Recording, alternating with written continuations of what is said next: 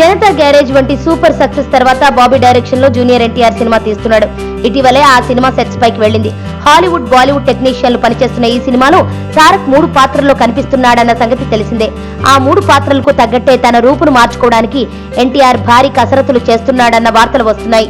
ఈ నేపథ్యంలో జూనియర్ ఎన్టీఆర్ తన అభిమానులకు మరో షాక్ ఇవ్వబోతున్నట్టు టాక్. ఓ పాత్ర కోసం భారీగా బరువు తగ్గాలని డైరెక్టర్ బాబీ చెప్పాడట.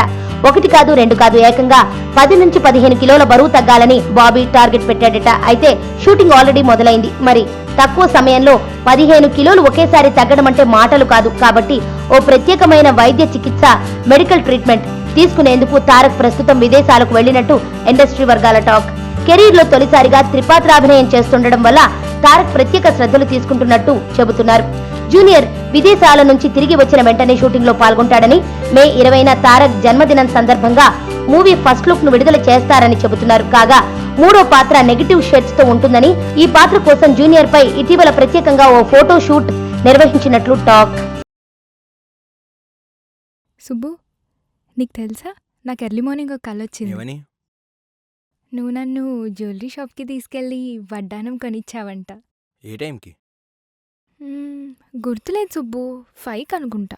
అదే మరి 5:05కి మీ బాబొచ్చి బిల్లు కట్టినట్టు నాకు కాల్ వచ్చింది.